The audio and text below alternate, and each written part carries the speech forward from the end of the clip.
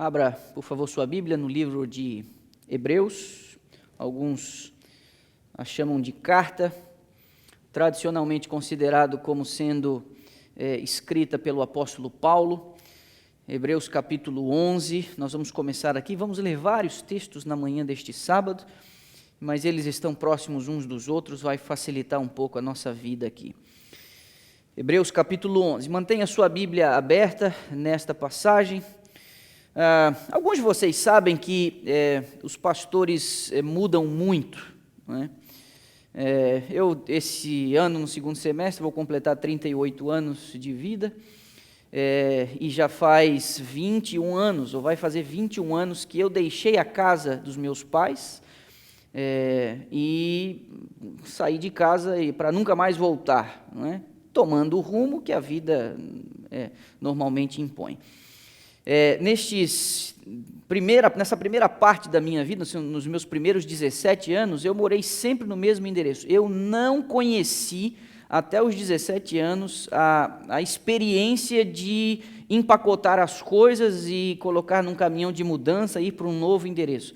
Eu não conhecia a experiência de me adaptar, chegando numa nova cidade, com um novo sotaque, nada disso.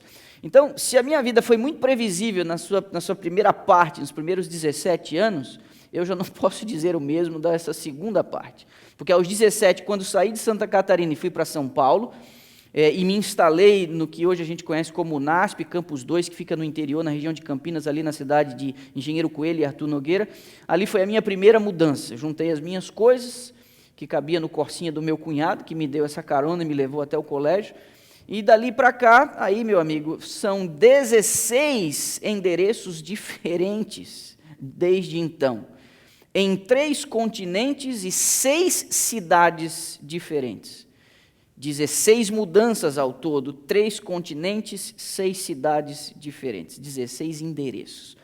Se a minha esposa fosse fazer as contas, e ela, quem sabe, pode até colocar no chat aí do YouTube e dizer para você, mas tenho a impressão de que ela mudou ainda um pouquinho mais e já deva ter ultrapassado a barreira das 20 mudanças, porque além de ter casado com um pastor, quando ela tinha ali por volta de 20, 21 anos de idade, ela ainda é filha de um pastor, e ela nasceu já dentro de um contexto ministerial, então viveu todas essas mudanças que são próprias da vida de um ministro, um pregador do Evangelho, ok? Uma mudança em especial, ela tem um significado interessante para mim, porque todas as vezes que eu precisei me mudar, eu juntei tudo o que eu tinha e levei comigo para o novo endereço. Sempre tive condições. Aos 17 anos eu tinha pouca coisa, se resumia a meia dúzia de livro e roupa. Mas depois, não, você começa a juntar coisas, você começa a comprar coisas, você começa a juntar tralhas.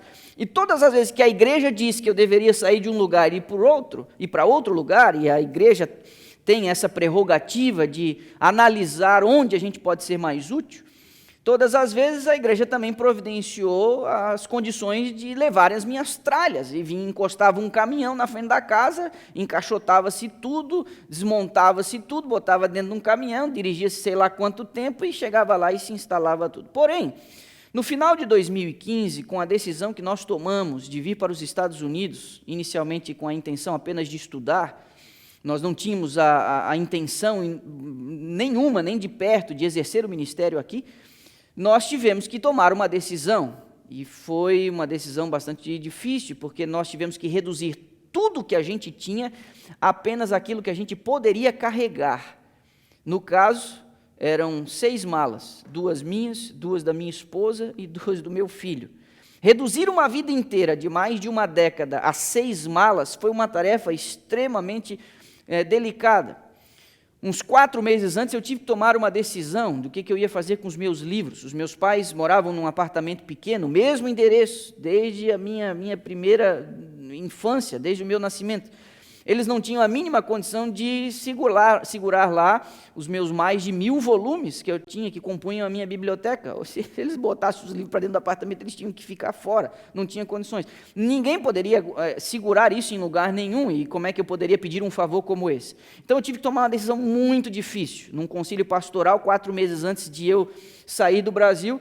eu coloquei todos os meus livros à venda numa dessas reuniões pastorais, e numa manhã os pastores fizeram a festa. Faziam ali, catavam, faziam as suas pilhas de livros, e depois eu negociei o preço. Alguns deles foram muito generosos, sabendo que eu estava de partida. Pois bem, foi bastante complicado me desfazer da minha biblioteca. E eu tentei acalmar um pouquinho a minha tristeza, a minha frustração, agora entrando numa outra dimensão de biblioteca. E agora, a partir de então, eu praticamente compro quase todos os livros em formato eletrônico para não ter que lidar com esse tipo de problema de novo. Mas o que aconteceu quando nós desocupamos a casa e fomos para um flat ali na Asa Sul, na cidade de Brasília, num cômodo de banheiro, quarto e uma meia cozinha, foi que, ao olhar para aquelas 6 malas, às vezes à noite, depois de Giane e Noah dormir, eu olhava para aquilo ali e pensava, o que eu fiz com a minha vida, não é? Era só o que eu podia carregar, 6 malas. Há entre nós, os pastores, pelo menos um discurso ensaiado de que nós somos obreiros de malas prontas. Por alguma razão, na medida em que os anos vão passando, a gente vai fincando algumas raízes, e nós vamos ficando um pouco mais seletivos, um pouco mais chatos, um pouco mais preocupados. São razões legítimas, porque isso envolve educação de filhos, uma cidade que tem escola cristã, ou qualquer coisa do tipo. Então, a gente começa a ficar um pouco mais criterioso. E essa noção de ser um obreiro de malas prontas vai diminuindo um pouco, não é? Então, nós lá em casa temos tentado desenvolver a noção do desapego, e isso não é uma tarefa muito simples, porque mesmo depois de ter reduzido a minha vida a 6 malas, 4 anos depois, quando eu olho a minha garagem, isso já vai me dando, eu vou entrando em pânico. Como eu consegui juntar tanta coisa? Mas é os enfeites do Natal, é o quadrinho na parede, é o porta-retrato ali, é a mesa do escritório, são um jogo de jantar, porque a gente vai receber visita em casa. E aí você sabe, alguns de nós temos muita dificuldade com isso. Eu conheço gente que tem roupa da adolescência, mesmo hoje já tendo mais de 50 anos. Eu conheço gente, eles são chamados dos keepers, eles juntam tudo, guardam tudo. E eu vou dizer a você, se é muito difícil você se desfazer das tralhas e das coisas, a sensação de liberdade, quando você se desfaz e vê sua vida resumida a poucas coisas, é uma sensação inigualável. Então, lógico, você precisa ter um ambiente para você se sentir em casa, mas eu digo à minha esposa, não compremos absolutamente nada que a gente fique com pena de doar depois, que a gente fique com pena de se estragar, de rasgar, de desmontar. Nós temos que estar prontos para partir.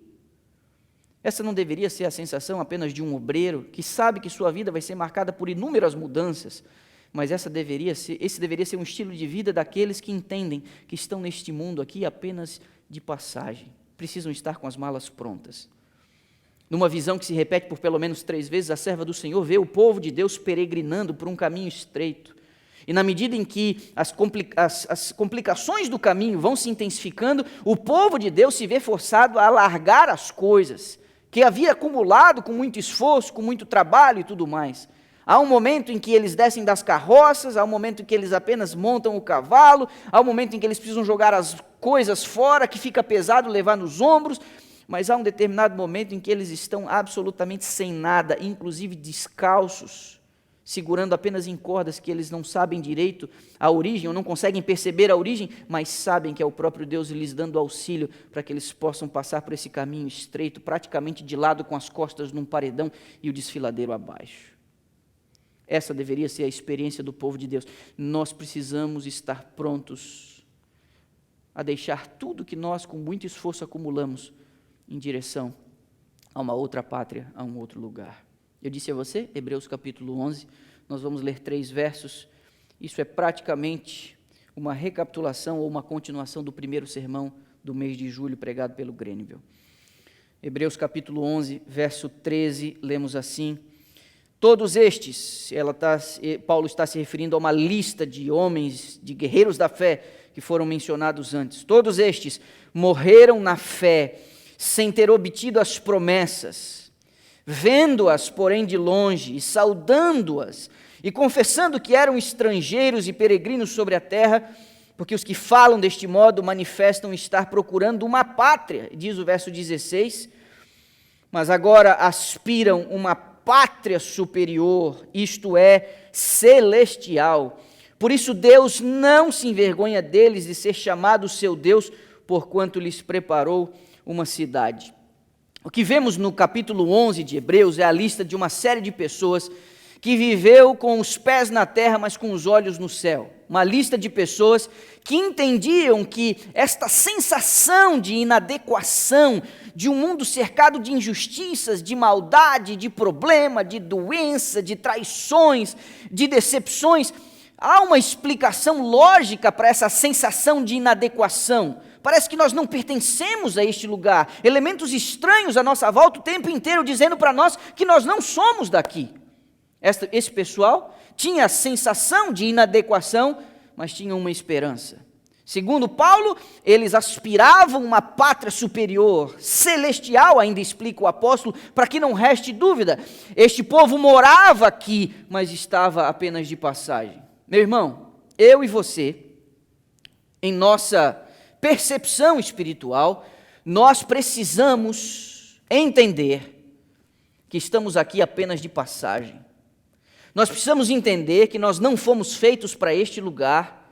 Nós precisamos entender que essa sensação, este vazio, essa coisa que a gente sente chata, é pelo fato de nós estarmos num lugar completamente diferente do plano original de Deus para a vida dos seus filhos, para a vida do crente. Essa coisa que você sente no seu coração de que parece que está faltando alguma coisa, tem uma explicação. Você não é daqui, você não foi feito para isso daqui. Isso aqui não serve para você. Só que alguns de nós, inadvertidamente, ou por falta de informação, ou por teimosia, ou por rebeldia, nós tentamos nos adaptar a este lugar aqui.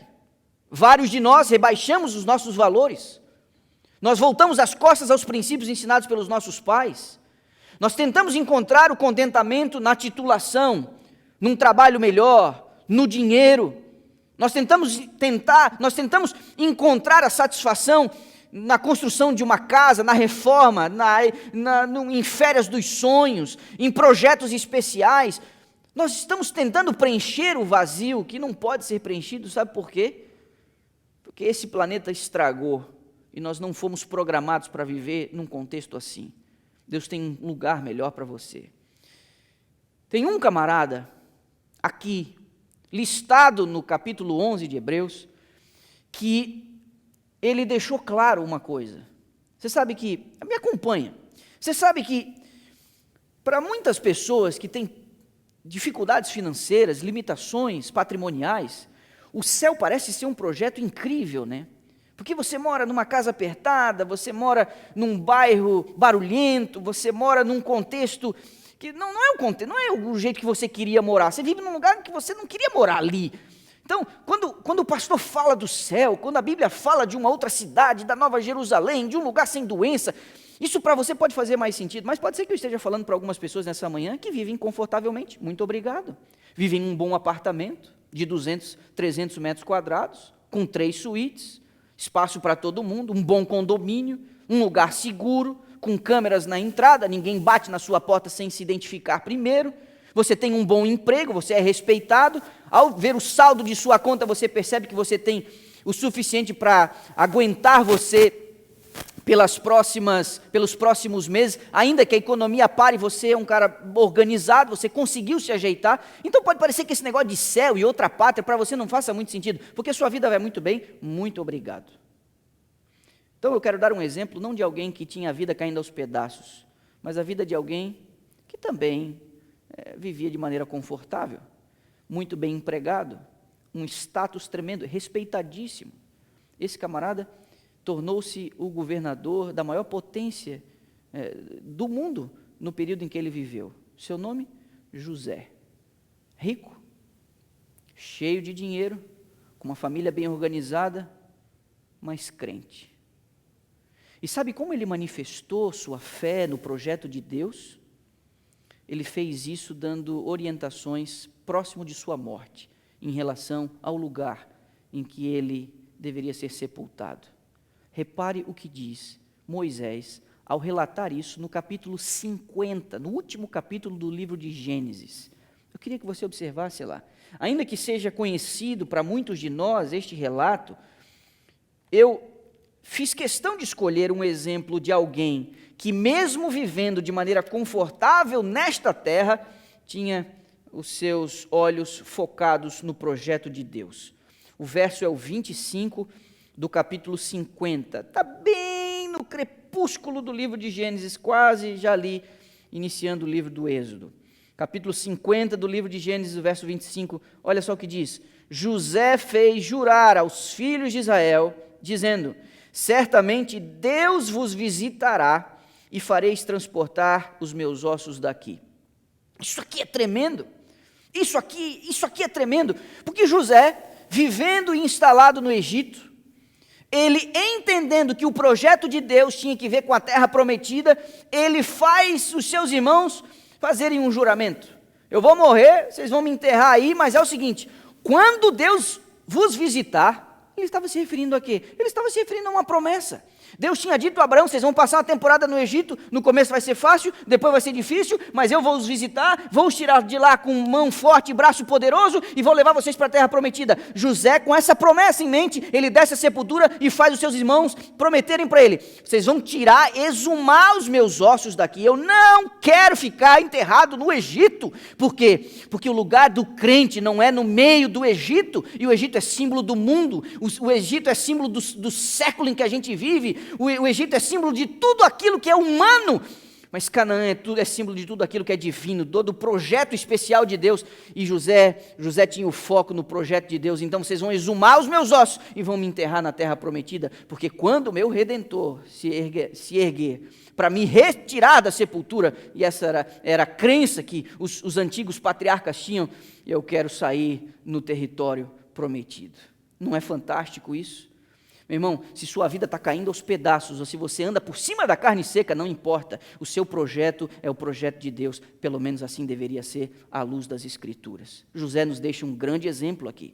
Você pode ter os seus negócios aqui, você precisa ser responsável com os seus negócios aqui, você precisa fazer o seu trabalho com decência aqui, como José foi tão aplicado no governo que ele exerceu na terra do Egito, mas o projeto dele, o foco dele, se centralizava na promessa divina de que eles iriam para a terra prometida.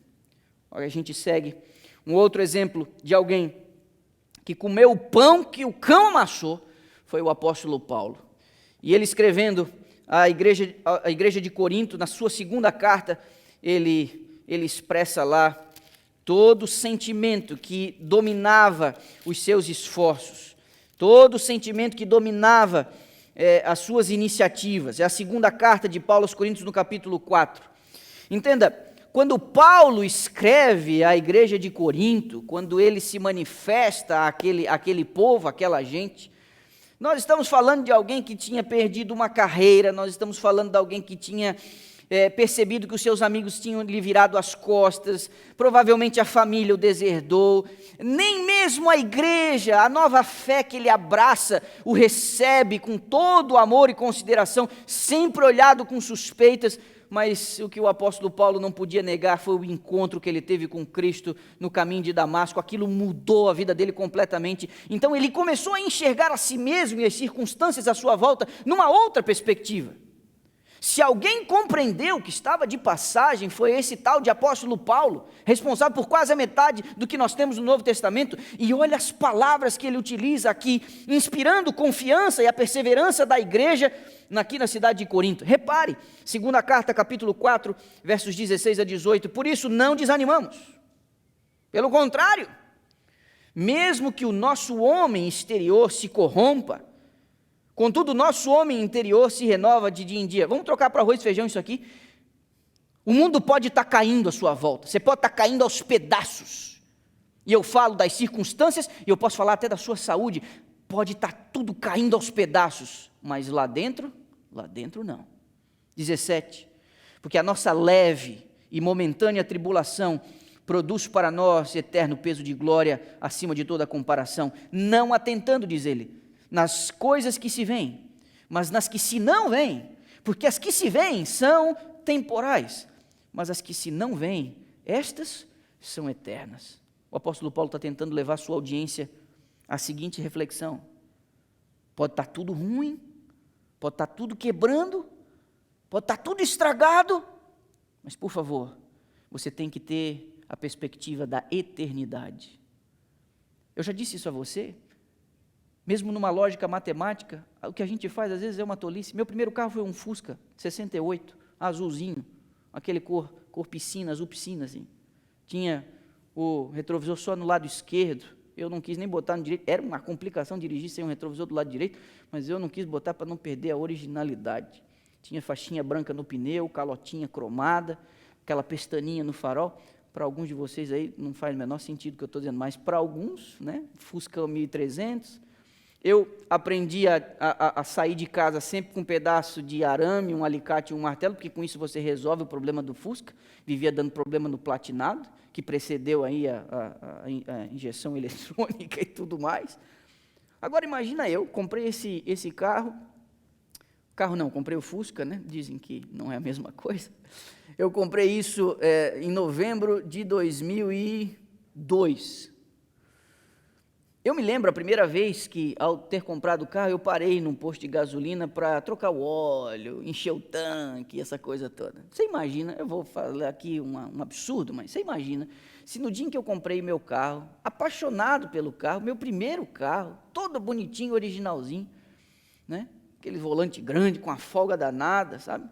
Banco de couro cinza, um baita de um carro. Você imagina se naquele dia, no posto de gasolina, tivesse encostado um camarada com um super carro importado. Diga aí na sua cabeça qual da sua preferência, eu não vou nem dar a marca e o modelo, mas um que te agrada. O camarada encosta do meu lado no posto de gasolina. Ok, o pneu tinha faixinha, tinha o negócio cromado, todo original, aquela coisa toda, perfeito o carro. Mas você acha que eu ia pensar duas vezes se um camarada com um carro zero, importado, de última geração, encostasse do meu lado e dissesse assim, ó, vamos trocar, você não me devolve nada, eu amei esse teu carro, eu tenho muito dinheiro, e eu não me importo com esse daqui, eu tenho vários, mas eu quero esse daí, você troca? Você acha que eu ia titubear?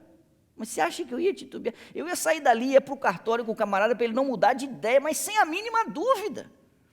Sabe o que a gente às vezes tenta achar?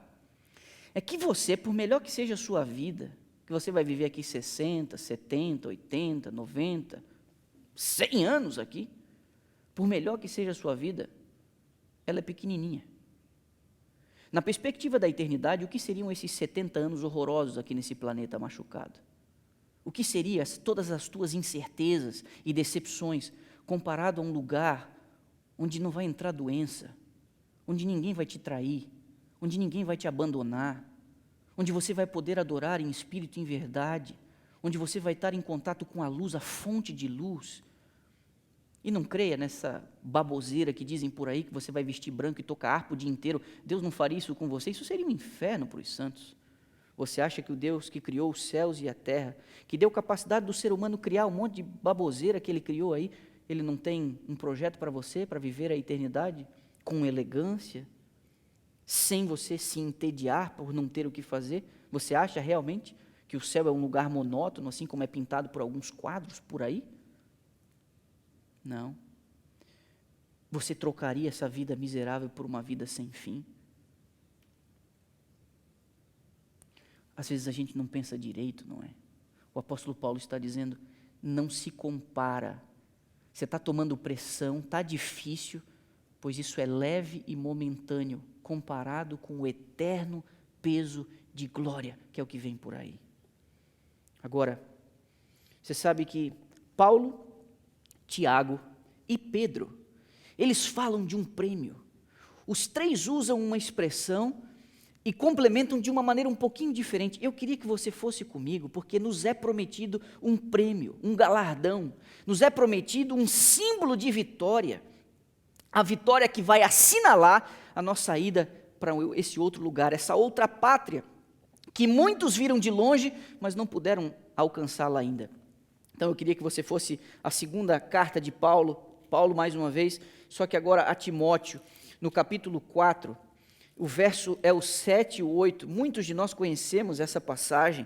Ele diz assim: preso em Roma, já respirando ameaças de morte, ele escreve ao seu pupilo, o jovem Timóteo, e ele diz assim: combati o bom combate, completei a carreira e guardei a fé.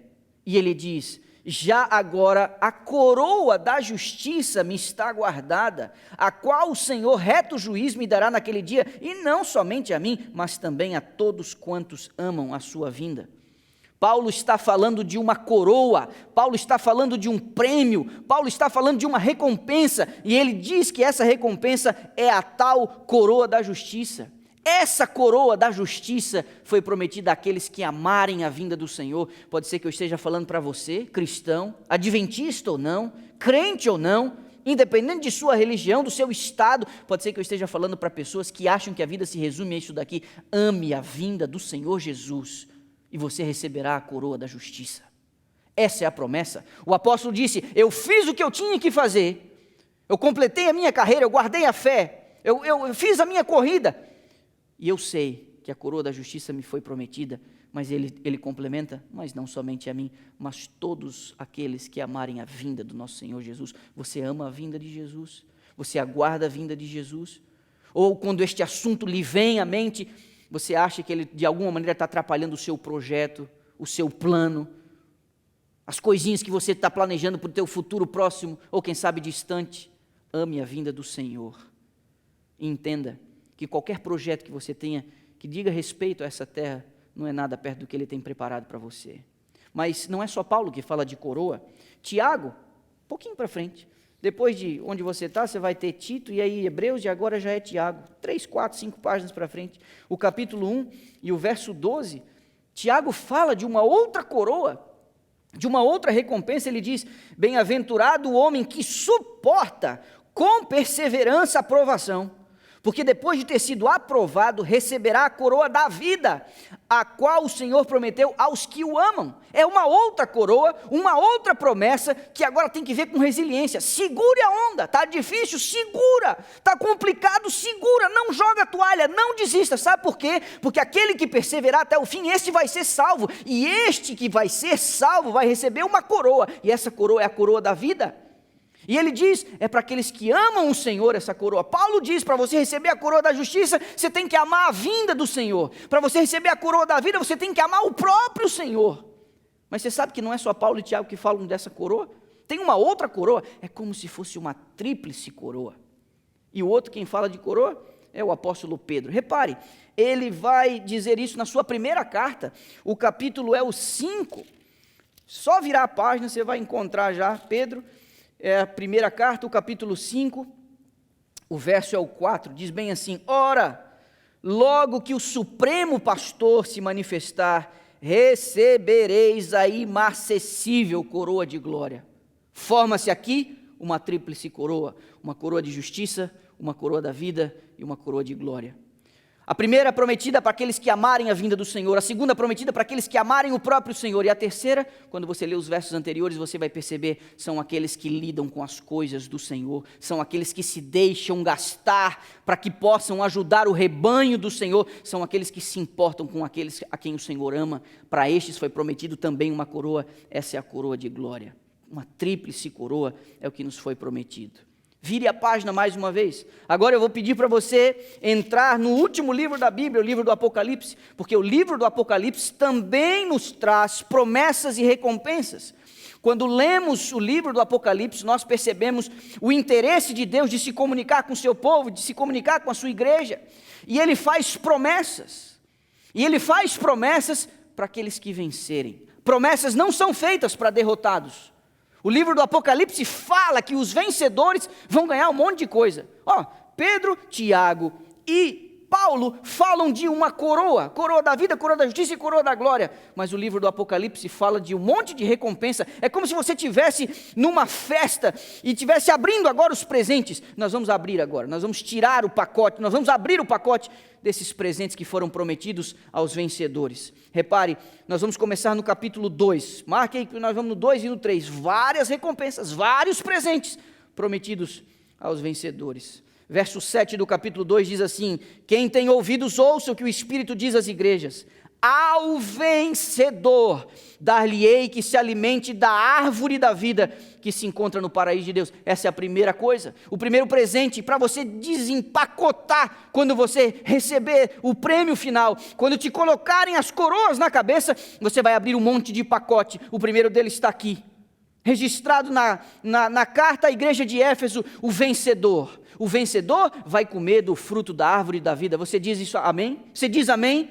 Esse fruto da árvore da vida que tem sido impedido o acesso a ele desde a queda de Adão e Eva no jardim do Éden, pois o acesso será liberado de novo, e isso vai garantir a imortalidade.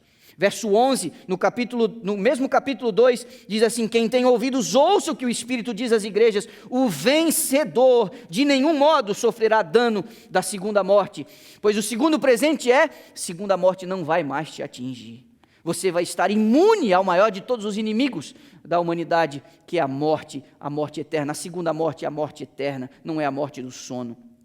Verso 17, mesmo capítulo 2, quem tem ouvidos, ouça o que o Espírito diz às igrejas. Ao vencedor dar-lhe-ei do maná escondido, bem como lhe darei uma pedrinha branca, e sobre esta pedrinha é escrito um novo nome, o qual ninguém conhece, exceto aquele que o recebe. Você está vendo que os presentes estão vindo. Você vai comer de um maná e você vai ter um novo nome. Isso nada mais quer dizer do que você vai ser, o seu caráter imaculado. Esse nome vai ter que ver com a mudança que a glorificação vai fazer na sua vida, uma nova pessoa. Sabe por que ninguém conhece? Porque esse caráter imaculado ainda não foi completamente desenvolvido. Verso 26 do mesmo capítulo 2, agora a próxima igreja, a igreja de Tiatira, lemos: ao vencedor que guardar até o fim as minhas obras, eu lhe darei autoridade sobre as nações. Como filhos de um rei que fazem parte da administração do seu governo, estes terão autoridade sobre as nações.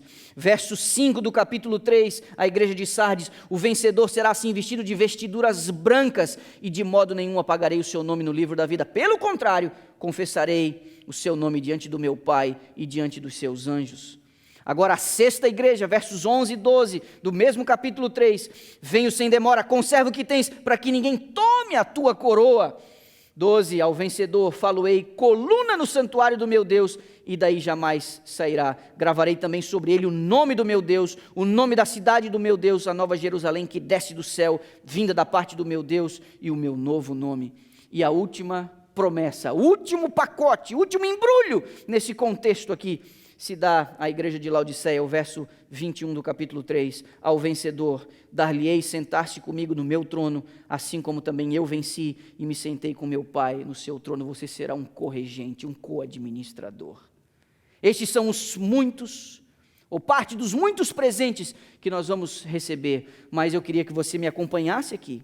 Não é feito promessa a perdedores, não é feito promessas a gente derrotada, não é feito nenhuma promessa a gente que desiste.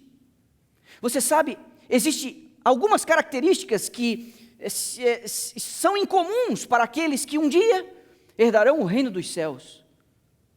Não são os mais rápidos, como nós cantamos. Não são os mais fortes, como nós cantamos. Não são aqueles que correm melhor, que vão chegar primeiro. Não é uma disputa com outros. Ouça o que vou lhe dizer. Não é uma disputa com outros. Na corrida para o céu, você está lutando contra um único inimigo: você mesmo. Na corrida para o céu, a sua vontade é que precisa ser vencida. Você não pode desistir, você não pode jogar a toalha, você não pode achar que não vale a pena continuar lutando. Pode ser que eu esteja falando para alguém que nesse contexto, nesse momento, se vê extremamente desanimado com os desafios da vida. Pode ser que nesse momento eu esteja falando para alguém que, ao pesar na balança, se realmente vale a pena ou não vale a pena, pode estar sucumbindo pela dúvida. Deixa eu dizer a você, Deus tem coisas extraordinárias para a sua vida. Deus tem coisas incríveis para a sua vida. Você não pode jogar a toalha e não pode desistir. Por favor, não creia que a desistência seja uma opção para você. Sacode a poeira e continua marchando. Sacode a poeira e continua lutando. Mais do que isso, faça as malas. Olha a sua volta, olha as tralhas que você anda carregando, que tornam a sua jornada mais cansativa, e define isso. Define naquilo que está atrasando o seu passo. Não seja tolo, não seja bobo, não caia na besteira de achar que por uma meia dúzia de dólares ou de reais vale a pena você virar as costas ao seu Deus. Não acredite que o seu namoro ou o seu possível casamento seja um projeto melhor do que a sua relação e a sua intimidade com Deus. Por favor, não negocie com sua vontade estragada. Faça as malas. Nós não fomos feitos para isso daqui. Esse mundo não nos serve. Eu sei que alguns sábios aos seus próprios olhos, eu sei que a filosofia atual, com seus encantamentos, podem tentar convencer a gente de que isso é uma muleta, de que esse é um papel antropológico da religião, que ajuda as pessoas a ter esperança, porque a esperança compõe a necessidade humana, e as religiões têm esse papel psicológico, emocional, e que isso é importante mesmo, mas nada muito além disso. Não creia nisso. Essas promessas são reais, de um Deus real, de prêmios reais, de uma coroa real, de um destino real, de uma pátria real, de uma cidade real. Não desista de si mesmo, não desista de sua salvação. Repito, olhe à sua volta e preste atenção, se você não tem que se desfazer de coisas que estão te atrapalhando. Se há algo na sua vida que o faz lamentar, na proximidade da volta de Jesus, se há algo na sua vida que faz com que você pense: Senhor, espera mais um pouquinho, eu tenho um outro negócio aqui para fazer. Esse negócio é um perigo para você.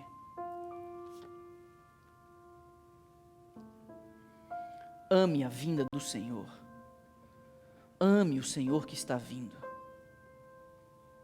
Ainda no livro do Apocalipse, daqui não sairemos mais, estamos encerrando. No último capítulo, na última página das Escrituras, no capítulo 21, no verso 7, depois de descrever a nova Jerusalém, a nova pátria, a nova cidade, a noiva, depois de descrever com beleza, depois de dizer o que não vai ter lá dentro e o que vai ter lá dentro, o vidente, João, no verso 7, tendo a mensagem de Deus, a transmite: o vencedor herdará estas coisas, e eu lhe serei Deus, e ele me será filho. O vencedor. Não há herança e não há presente para perdedores. Eu não gosto muito de repetir as coisas, e hoje de manhã, 2 pessoas me abordaram: já ouvi esse teu sermão, você pregou não sei aonde, em tal lugar. Eu não gosto muito de repetir as coisas, mas eu entendo que o sermão de hoje, adaptado à realidade atual, ao contexto atual, precisaria ser pregado de novo. Eu nunca preguei esse sermão neste púlpito, mas o que vou contar agora eu já disse aqui. E eu quero repetir porque, quem sabe algumas pessoas não ouviram, outras esqueceram. Eu tinha de 8 para 9 anos de idade. Um campeonato de futebol foi organizado na minha escola. Eu estava muito empolgado. E nesse campeonato, de 1ª a 4ª série, os times todos se enfrentavam, e os 2 melhores dessa primeira fase se enfrentariam na grande final. Eu estava na 3ª série, nós fomos para a final com os grandalhões da 4ª série. Eles pareciam ser muito grandes naquela época. Foi um evento, porque todas essas séries elementares estavam ocupando as arquibancadas da quadra do futebol de salão. 5 jogadores guerreiros para cada lado, e eu no banco ali aguardando o meu grande momento para entrar, até que em algum momento o professor de educação física manda eu entrar e eu jogo o segundo tempo. O jogo foi muito acirrado,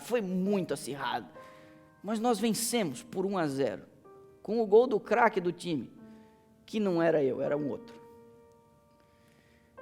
E aí foi uma festa danada, comemoração, a gente achando, né, que éramos muito importantes. E a diretora da escola, para valorizar o evento, ela tomou uma decisão. A premiação seria dada no dia seguinte. Era uma escola onde todos os dias, todas as turmas, até a 8ª série, ficavam perfiladas, cantavam um hino, hasteamento da bandeira, cantavam um hino, e depois subiam cada um para a sua sala. Ela decidiu que daria a premiação, as medalhas, aos campeões da 3ª série, na frente de todo mundo. Os maiores não estavam nem aí para nós, mas para a gente foi um evento, quase um requinte de Copa do Mundo, não é? Eu me lembro que naquela noite eu mal pude dormir, ansioso para receber a minha medalha de campeão. Aqueles que já ouviram a história sabem, foi dramática a coisa, porque ela chamou o time na frente de todo mundo, na frente do mastro, onde era hasteada a bandeira, e nós ficamos ali perfilados, e normalmente a fila era feita do maior para o menor, ou seja, eu estava numa extremidade, eu estava numa ponta. E a diretora pegava cada uma das medalhas, o professor de educação física segurando ali a bandeja, e ela tomava cada uma das medalhas e punha em volta do pescoço dos jogadores. E quando ela fazia isso, eu fui observando, eu era o último, e ela foi colocando a medalha no pescoço de cada um. E na medida em que ela foi se aproximando de mim, quando faltava 2 pessoas, eu olhei para a quantidade de pessoas e olhei para a quantidade de medalhas que estava em cima da bandeja, e a conta não estava batendo, a conta não estava fechando. Por alguma razão, eles esqueceram, fizeram as contas erradas e faltou uma medalha, eu era o último para receber. Quando a diretora percebeu isso, ficou aquele constrangimento todo, foi perguntado ali em tom baixo, não tem mais nenhuma, não tem nenhuma lá dentro, essa coisa toda, e aquele constrangimento, todo mundo ficou olhando, e nesse momento o choro de uma criança de 8 anos de idade é formado dentro de sua mente, e eu senti um nó aqui na minha garganta, e eu só conseguia pensar o seguinte: não respira, não respira, não respira, não respira. E quando ela me fez a pergunta, eu vou te dar essa medalha amanhã, vou providenciar, vou te dar essa medalha amanhã, tudo bem, eu caí na besteira, eu deveria ter apenas balançado a minha cabeça em sinal positivo, mas não, eu cometi o grande erro de dizer tudo bem, e quando eu disse tudo bem, o ar que entrou pela minha boca desfez o nó, e eu comecei a chorar, na frente de todo mundo. Foi muito complicado. De fato, no dia seguinte me deram a medalha, me chamaram lá, mas não tinha mais o hino, não tinha mais ninguém olhando, não tinha mais ninguém na frente de ninguém, essa coisa toda. Eu já contei essa história em muitos lugares, se você der um Google aí, você vai perceber, eu já contei essa história em outros lugares, em outros sermões, em outros contextos. Mas você sabe que eu, quando contei isso aqui há 5 anos atrás, na semana de oração que fiz aqui para a Igreja Brasileira de Dallas, o líder dos jovens na época teve uma sensibilidade tremenda, eu contei isso no primeiro sábado. E nós fizemos um campeonatozinho aqui no ginásio da igreja, eu era um pastor convidado, vindo do Brasil, e acabou que o meu time foi campeão daquele campeonatozinho ali. O pianista, inclusive, eu ganhei dele também. O outro também que tocou o sax lá, também ganhei dele. E aí o diretor dos jovens, o Vitor Araújo, o que ele fez? Ele fez o que todo mundo que ouviu a história até hoje nunca tinha feito. Ele comprou uma medalha para mim. E o encerramento da semana de oração, ele disse: pronto, pastor, está aqui a sua medalha. Você sabe que quando ele me deu a medalha, eu coloquei ela no peito, eu agora aguardo, porque ainda que me tenham feito justiça depois de tantos anos, o prêmio que foi prometido aos santos, a coroa da justiça, a coroa da vida, a coroa da glória, todos aqueles prêmios, o novo nome, a roupa branca, o assentar-se com ele no trono, o julgamento das nações, o acesso à árvore da vida, o não ser mais afetado pela segunda morte, o reinar com ele, sentar-se com ele no trono, ele não vai falhar em sua promessa. Ele nunca falhou em nenhuma de suas promessas. Ouça o que eu estou lhe dizendo, ele nunca falhou em nenhuma de suas promessas. Nunca, jamais faltaria o prêmio àquele que foi prometido e perseverou até o fim. Enquanto eu falei agora há pouco, tá bom, pastor, o senhor disse para não desistir, o senhor disse para sacudir a poeira, o senhor disse para O Senhor diz para continuar marchando. Eu não tenho força, e deixa eu dizer a você, ninguém chegará lá pelas suas próprias forças, ninguém chegará lá pelos seus próprios méritos, ninguém. Haverá uma sensação generalizada entre os resgatados e redimidos na Nova Jerusalém. Sabe qual é a sensação? A sensação de que ninguém merecia estar lá. E é o mesmo livro do Apocalipse que desata esse nó. Vá ao capítulo 7, por favor, porque de novo é referido ali algo aos vencedores. No capítulo 7, o verso 13 e 14, respondi-lhe, meu Senhor, tu sabes, ou melhor, o verso 13 antes, dos anciãos tomou a palavra dizendo, estes que se vestem de vestiduras brancas, quem são eles? De onde eles vieram? Respondi-lhe, meu Senhor, tu o sabes. Ele então me disse, são estes os que vêm da grande tribulação, lavaram suas vestiduras e as alvejaram no sangue do Cordeiro. Quem vencer, não será por sua própria força. Quem vencer, vai ser porque alvejou as suas roupas no sangue do Cordeiro. Teve a marca do Cordeiro, teve o sangue do Cordeiro, salvando e justificando, desviando a ira do Deus Todo-Poderoso. É pelo sangue do Cordeiro que qualquer um de nós pode um dia chegar ao reino da glória. Vire a página seguinte, no capítulo 12, o último texto dessa manhã. Capítulo 12, verso 9 diz, e foi expulso o grande dragão, é a antiga serpente, que se chama Diabo e Satanás, o sedutor de todo mundo. Sim, ele foi atirado para a terra e com ele os seus anjos. Verso 10, então ouvi uma grande voz do céu proclamando, agora veio a salvação, o poder, o reino do nosso Deus e a autoridade do seu Cristo, pois foi expulso o acusador de nossos irmãos, o mesmo que os acusa de dia e de noite diante do nosso Deus. Eles, os salvos, verso 11, o venceram por causa do sangue do Cordeiro e por causa da palavra do testemunho que deram mesmo em face da morte. Sabe o que nós vemos aqui, meu irmão? Nós vemos a descrição dos vitoriosos. São aqueles que vão vencer pelo sangue do Cordeiro. São aqueles que vão vencer pelos méritos de um Salvador.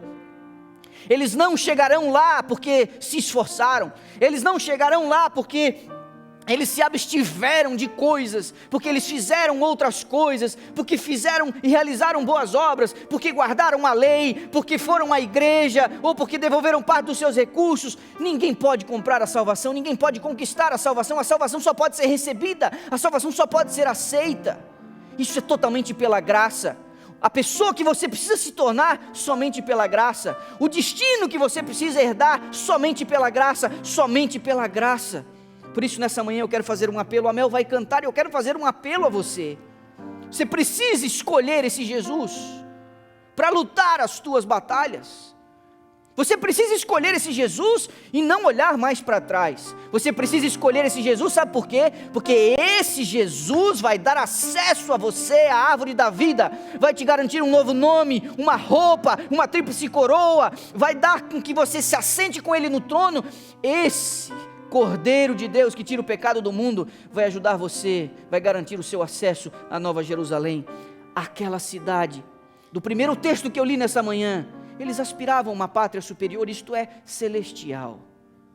Todos nós, do maior ao menor, do primeiro ao último, da primeira conversão à última, todos nós só vamos poder entrar lá pelo sangue do Cordeiro. Venceram porque confiaram no Cordeiro. Você não tem mais força? Bem-vindo ao time, eu também não tenho. Você se sente desanimado? Bem-vindo ao time, eu também me sinto. O que eu estou tentando nessa manhã é ajudá-lo a pensar na perspectiva da eternidade. Coloque na balança. O que você está vivendo agora, por mais difícil e amargo que seja, é leve e momentâneo, comparado ao eterno peso de glória. Não desista. Não desista de si mesmo. Não desista da sua salvação. Não desista da sua caminhada. Faça as malas. Escolha Jesus. Nós vamos ouvir essa canção e na sequência eu quero orar com você.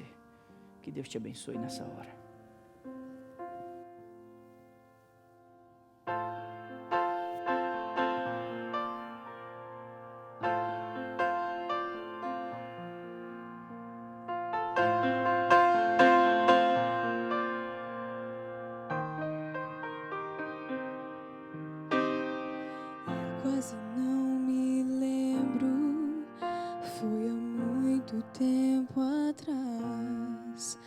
Quando eu conheci a Cristo, entreguei meu coração. Com Deus em minha vida, pensei achar só paz. Passei por duras provas, eu achei que era o fim. Milagres eu não via, nem saída ou solução. Eu me lembro quantas vezes minha fé vacilou, mas o amor de Deus mostrou-me a certeza de vencer. E hoje sei que Cristo é o caminho que sempre seguirei. Escolho Jesus sem olhar para trás. Eu tomo sua cruz e sua mão. Entrego meu ser e meu coração. O que mais posso oferecer? Assim como a noite irá findar e o novo sol irá brilhar, decidido hoje estou. Escolho Jesus.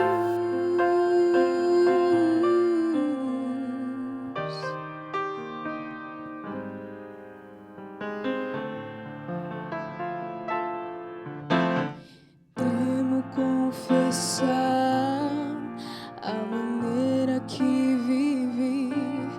Eu almejava ser perfeito e a vida eterna atingir. Veio oferecer-me sua graça e seu perdão.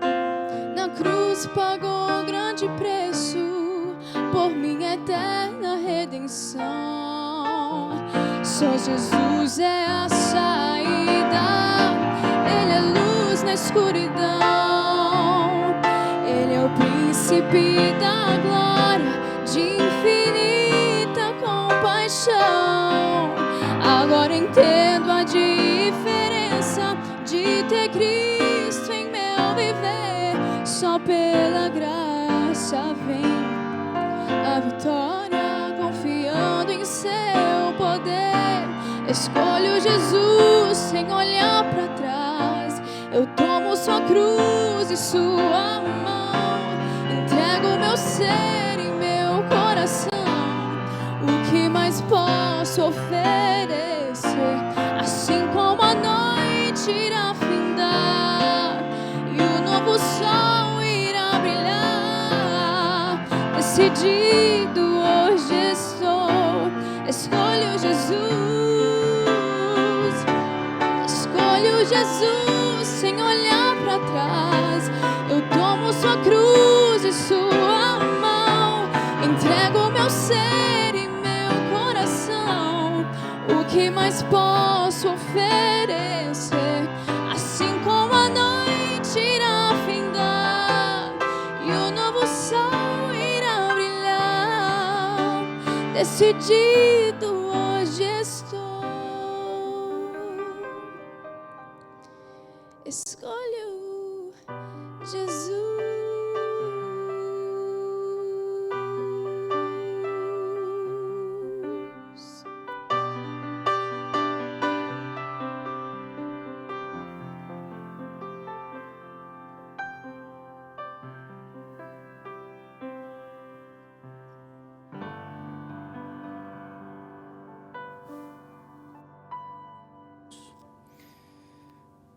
Nosso Deus e Pai, escolhemos a Teu Filho, aceitamos Sua oferta de salvação.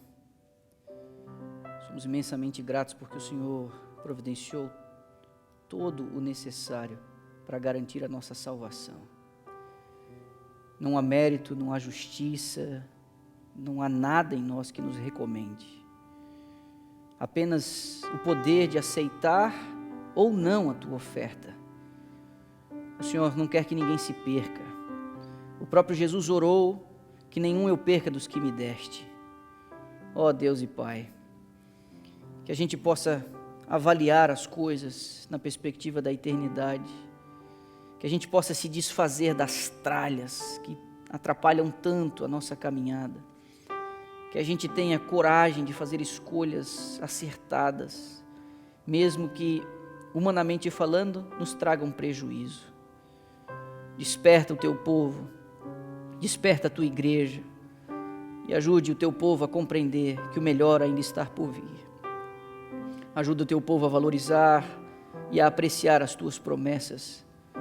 E quando o Senhor voltar, e o Senhor vai voltar, possamos estar contados entre os redimidos naquele dia, para a glória do teu próprio nome. Despeça-nos com a tua paz. Que o Senhor possa reunir os seus no próximo sábado aqui, já pessoalmente, por tua graça. Que o Senhor nos proteja, que o Senhor proteja o nosso acampamento. E que no gesto de te adorarmos coletivamente, em estarmos juntos com os nossos irmãos da mesma sorte, possamos crescer na graça e no conhecimento do Senhor Jesus Cristo. Nós oramos em nome dele, pela fé agradecemos. Amém.